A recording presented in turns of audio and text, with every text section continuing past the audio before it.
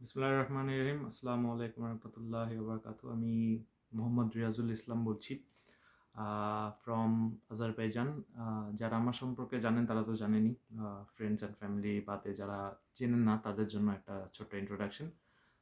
আমি বর্তমানে Nakhchivan state ইউনিভার্সিটিতে মেডিসিন ফ্যাকাল্টির সেকেন্ড ইয়ারে আজারবাইজান গভর্নমেন্ট স্কলারশিপ, যেটা Heydar Aliyev international education grant programme official নাম, সেখানে 2024-25 ব্যাচের একজন scholarship student, fully funded scholarship নিয়ে এখন মেডিসিন সেকেন্ড ইয়ারে লেখাপড়া করছি।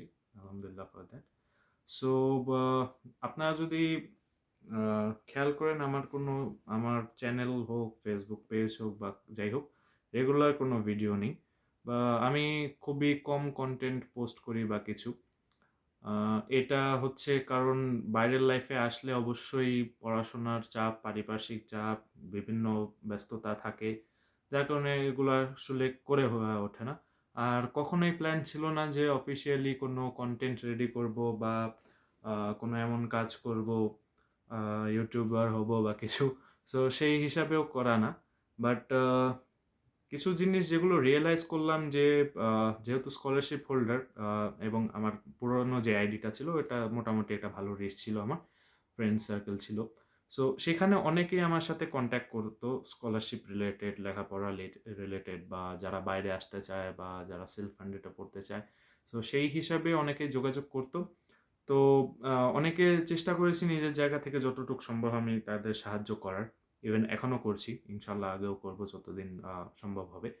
সো সেই থেকে চিন্তা করলাম যদি এমন একটা প্ল্যাটফর্ম করতে পারি যে যারা বিভিন্ন জায়গায় বিদেশে পড়াশোনা করতে যায়, স্পেশালি এই যেসব রিজনগুলো, আজারবাইজান, তারপরে আপনার বিভিন্ন আননোন কান্ট্রি আমাদের দেশ হিসাবে, কারণ আমাদের দেশে ইভেন অনেকে জানেও না যে আজারবাইজান নামে কোনো কান্ট্রি এক্সিস্টও করে। সো এইরকম যারা দেশগুলোতে বা রিজনগুলোতে লেখাপড়া করতে ইচ্ছুক বা তারা আসতে চায়, তাদের হেল্প করার জন্য একটা প্ল্যাটফর্ম তৈরির চেষ্টায় আছে আমি এখনও। ইনশাল্লাহ আপনাদের সাপোর্ট পেলে আরও এগিয়ে যাব। TLC education Bangladesh. So TLC মানে the learners cafe education. So সেখানে আহ, আমরা স্টার্ট করি, এখনও কাজ অনেকটা এগিয়েছে, অনেকটা বাকি। সো আশা করি আপনাদের সাপোর্ট থাকবে এবং ভবিষ্যতে আমরা আরও এগিয়ে যেতে পারবো। সো আজকের ভিডিওটা করার জন্য আমার দুটো জিনিস খুব টার্গেট করলো, এবং আমার মনে হলো যে একটা ভিডিও করে বিষয়টা ডিসকাশন করা উচিত।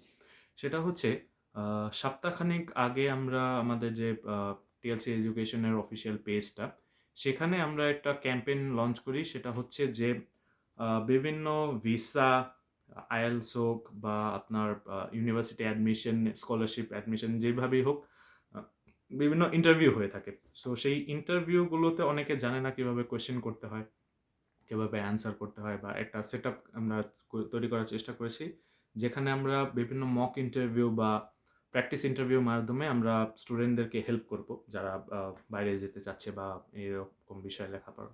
ইভেন যদি আপনারা এইরকম ইন্টারভিউ দিতে অভ্যস্ত থাকেন, তাহলে সেক্ষেত্রে দেখা যাবে আপনাদের জবে ফিউচারে যখন আপনারা ওয়ার্ক লাইফে যাবেন, আপনাদের জবের ব্যাপার আসবে, বা বাইরে যেতে গেলে ভিসার জন্য প্রধান বড় একটা শর্তই হচ্ছে আপনার একটা ভালো ইন্টারভিউ দরকার হয়। ভালো প্রোফাইলের সাথে আপনার ইন্টারভিউটা অনেক ভালো হতে হবে।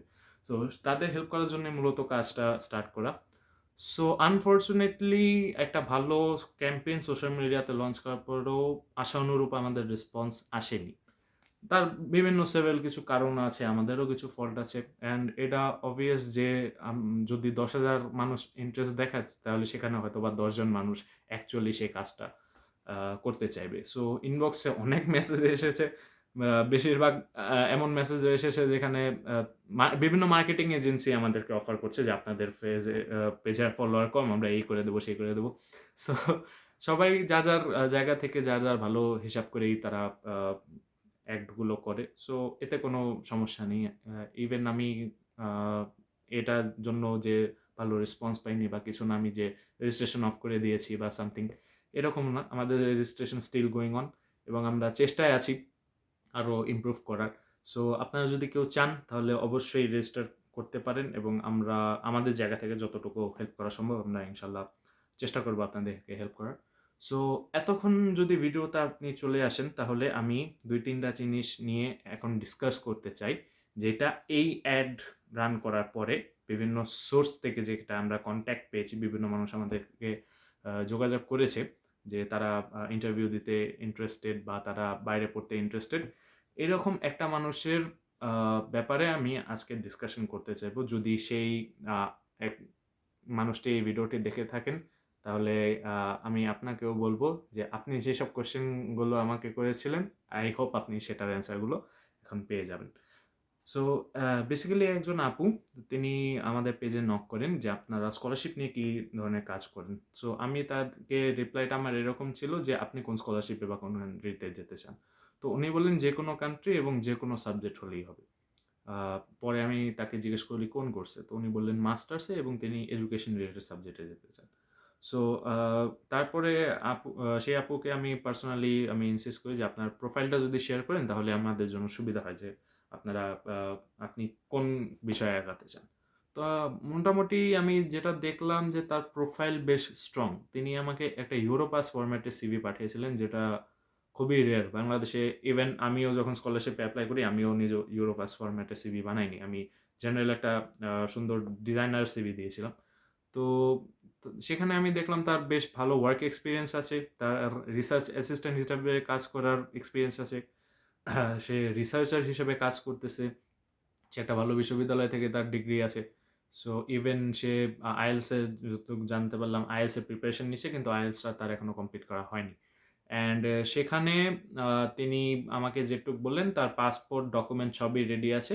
সে যেতে চাচ্ছিলেন মালয়েশিয়াতে। মালয়েশিয়াতে তার একটা মাস্টার্স প্রোগ্রাম সম্ভবত যদি আমি ভুল না হই। তাহলে তিনি মালয়েশিয়াতে যেতে চাচ্ছিলেন এবং সেখানে তাকে কিছুটা ওয়েভার দেওয়া হচ্ছিল। অ্যাকচুয়ালি স্কলারশিপ না ওয়েভার। স্কলারশিপ হচ্ছে আপনার যেটা আপনাকে ফুললি ফান্ড করা হবে। আপনার বাংলাদেশ যদি আপনি বাংলাদেশ থেকে ভিডিওটা দেখে থাকেন, বাংলাদেশ থেকে আপনি যে বাইরের দেশে যাবেন, যেমন আমি আজারবাইজান এসছি।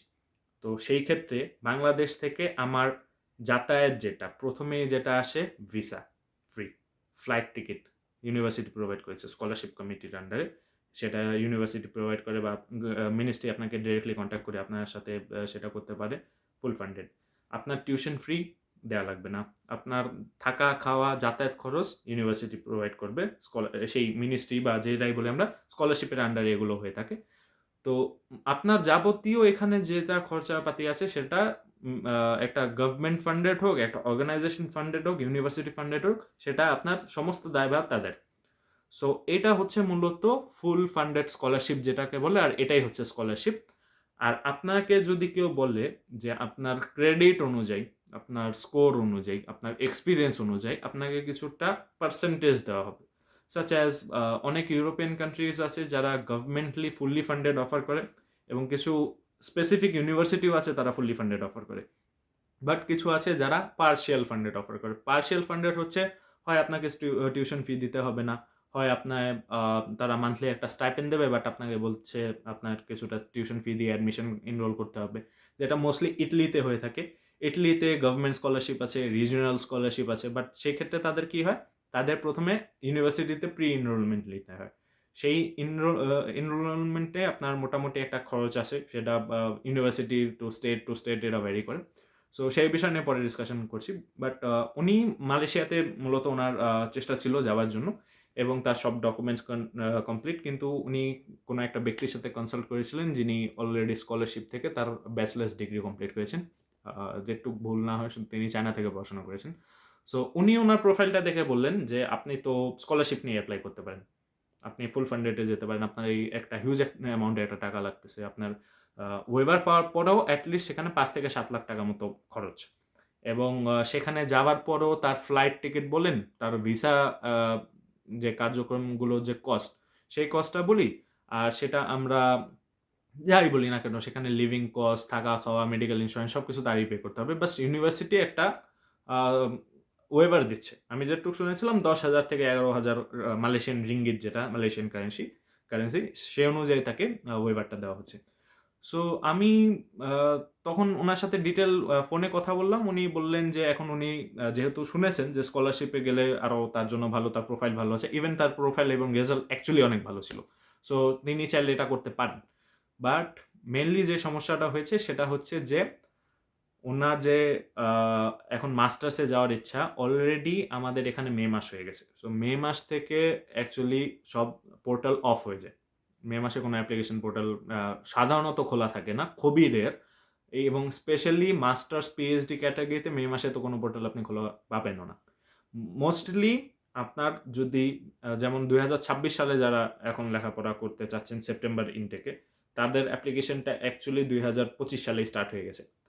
বাংলাদেশে মিনিস্ট্রি রিলেটেড যেই সব স্কলারশিপগুলো হ্যান্ডেল করা হয়ে থাকে সেটা হাঙ্গেরিয়ার হয়ে যাক, হাঙ্গেরির স্টাইপেন্ডিয়াম হাঙ্গেরিয়াম হোক, চাইনিজ গভর্নমেন্ট স্কলারশিপ হোক, আপনার রাশিয়ান স্কলারশিপ আছে, বিভিন্ন ইউনিভার্সিটি অফার করে থাকে প্রাইভেট ইউনিভার্সিটিগুলো, ইন্দোনেশিয়ার গভর্নমেন্ট স্কলারশিপ আছে, মালয়েশিয়ার আছে, বিভিন্ন ইটালি, জার্মানি, এসব স্কলারশিপগুলো মূলত ওনারা একটা ইনটেক তারা সেপ্টেম্বরে স্টার্ট করে এবং সেই সেপ্টেম্বর ইনটেকের পরেই যখন অলরেডি স্টুডেন্ট এনরোলমেন্ট হয়ে যায় তখন তারা অক্টোবর বা নভেম্বর থেকেই তারা আগামী বছরের স্টুডেন্ট এনরোলমেন্টের জন্য প্রসিজারগুলো স্টার্ট করে দেয়। সো মূলত স্কলারশিপের উইন্ডোটা খোলা থাকে আপনার from October to April, highest April.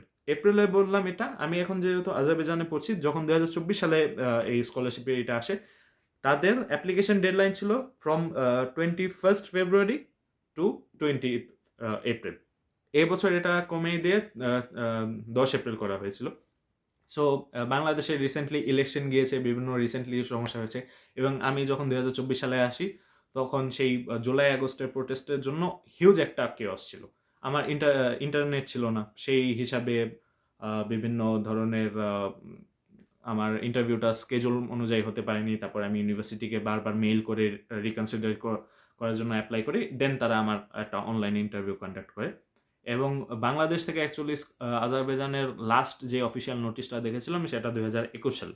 So মিনিস্ট্রিকে mail করে, আজারবাইজান এজেন্সিকে মেইল করে, ইউনিভার্সিটিকে মেইল করে স্পেশাল রিকনসিডার হিসেবে মিনিস্ট্রির পক্ষ থেকে পরে আমি একটা যোগাযোগ পাই এবং সেখান থেকে আমার অ্যাকচুয়ালি অ্যাপ্লাই করতে হয়। সো এখানে বেশ কিছু ফ্যাক্টর কাজ করে। সো আপনারা যারা স্কলারশিপে অ্যাপ্লাই করতে চান, আপনাদের বেসিক টার্গেটটা হওয়া উচিত from October to April.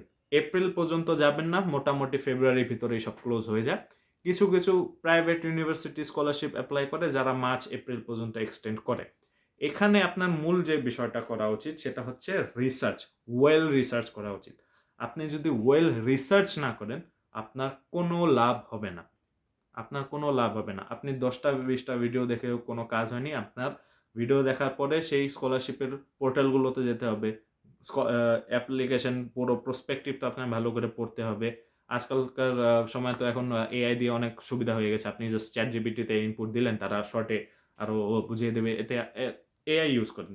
AI use করেন, ভালো কাজের জন্য ইউজ করেন, সেটা আরো প্রফিটেবল হবে। আপনার টাইম এট লিস্ট অনেকটা সেভ হয়ে যাবে। সো মূলত এই বিষয়টাই হচ্ছে আমার এখনকার জানানোর ছিল যে আপনারা যারা আগামী বছর স্কলারশিপে পড়তে যাচ্ছেন, সেই ক্ষেত্রে আপনার টার্গেট হওয়া দরকার এই বছরের অক্টোবর থেকে। আর এর ভিতরে স্কলারশিপ রিলেটেড বা এডুকেশন রিলেটেড যত পরিমাণ আপনার কাগজপত্র দরকার বা আপনার ডকুমেন্টস, কাগজপত্র সিমিলার অ্যাকচুয়ালি। সো ডকুমেন্টস এবং আদার রিলেটেড যে কাজগুলো আছে, আপনার পাসপোর্ট লাগবে, আপনি পাসপোর্ট বাদে অ্যাপ্লাই করতেই পারবেন না। 90% স্কলারশিপ হোক, ইউনিভার্সিটি হোক, আপনার বেসিক যে প্রথম রিকোয়ারমেন্ট সেটা হচ্ছে আপনার পাসপোর্ট থাকতে হবে। সেকেন্ড রিকোয়ারমেন্ট হচ্ছে আইএলস। আইএলস না দিলে আপনি টোফেল দিতে পারেন, ডুওলিঙ্গো দিতে পারেন, সেইটাও আপনি অনলাইনে বিভিন্ন সোর্সে পেয়ে যাবেন। সো সেটা করতে হবে। থার্ড যে রিকোয়ারমেন্ট হচ্ছে সেগুলো আপনার সব এডুকেশন সার্টিফিকেট। যদি আপনি মাস্টার্সে যান তাহলে আপনার ব্যাচেলার্স পর্যন্ত, বা আপনি দেখা গেল সেকেন্ড মাস্টার্সে যাচ্ছেন, সেক্ষেত্রে আপনার প্রথম মাস্টার্স পর্যন্ত, এবং বেসিক্যালি এসএসসি থেকে মাস্টার্স পর্যন্ত যতগুলো সার্টিফিকেট আছে সব অথেন্টিক হতে হবে। এগুলো টেস্ট করার জন্য আপনাকে মিনিস্ট্রি থেকে অ্যাটেস্টেশনও করতে হয়, সেটা আলাদা প্রসেস আছে। সো এগুলো আপনাকে ঘেটে ঘেটে সব কিছু নিজেই প্রসেস করতে হবে। আমি ২০২৪ সালে আসি, আমার এইচএসসি ব্যাচ ছিল ২০২১। সো ২০২১-এ এন্ড থেকে যখন অ্যাডমিশন রিলেটেড বিভিন্ন আমার কার্যক্রম শুরু হলো, তখন আমি দেখলাম যে না, বাইরেও পড়ার সুযোগ আছে। সো সেই ক্ষেত্রে স্কলারশিপ প্রোভাইডও করে এবং বিভিন্ন সোর্স থেকে আমি আরও ইনফরমেশন কালেক্ট করি, আরও ইনফরমেশন গ্যাদার করি। যারা বাইরে আছে আমার পরিচিত কিছু ব্যক্তি, তাদের সাথে আমি পার্সোনালি কন্ট্যাক্ট করি এবং তাদের সাজেশনে আমি আস্তে আস্তে আস্তে ডেভেলপ করতে করতে আমি 2024 সালে এসে আমি স্কলারশিপটা হাতে পাই। মানে 3টা বছর সময় আমাকে ইনভেস্ট করতে হয়েছে। নাহলে অলরেডি আমি একটা ব্যাচেলার ডিগ্রি শেষ করে এখন হয়তো আমি মাস্টার্সে থাকতাম, বাট সেই জায়গায় আমি সেকেন্ড ইয়ারে পড়তেছি। এবং এখানে যারা আমার ক্লাসমেট, যখন 2024-এ আসলাম তাদের বয়স ছিল 16 বছর, 17 বছর, 18 বছর। আমার বয়স ছিল তখন নিয়ারলি 22, 23। সো আমি তাদের থেকে বয়সে 4 থেকে 5 বছরের আমার একটা হিউজ ডিফারেন্স আছে। আর এখানে আজারবাইজানের সিস্টেম অনুযায়ী তাদের 11 ইয়ার এডুকেশন হয়। তারা 10th পর্যন্ত পুরো হাই স্কুলিংয়ের লেখাপড়া করে। 1 বছর তাদের এক্সট্রা থাকে, সেটা তারা কলেজ হিসেবে কনসিডার করে না। তাদের হাই স্কুল পর্যন্তই ডিগ্রি। সেখানে 11 বছর লেখাপড়া পরে আপনি ডিরেক্টলি ইউনিভার্সিটিতে আসবেন। অ্যান্ড ওদের অ্যাকচুয়ালি কোনো কলেজ বলে কিছু নেই। কলেজ আছে এখানে আমাদের নার্সিবান স্ট্রিটে একটা টেকনিক্যাল কলেজ, একটা মেডিকেল কলেজ আছে। মেডিকেল কলেজ মূলত নার্সিং স্টুডেন্টদের জন্য, যারা নার্সিংয়ে লেখাপড়া করে তাদের জন্য। টেকনিক্যাল কলেজটা হচ্ছে যারা ডিপ্লোমা নেয়, ইঞ্জিনিয়ারিং ডিপ্লোমা বলতে পারেন।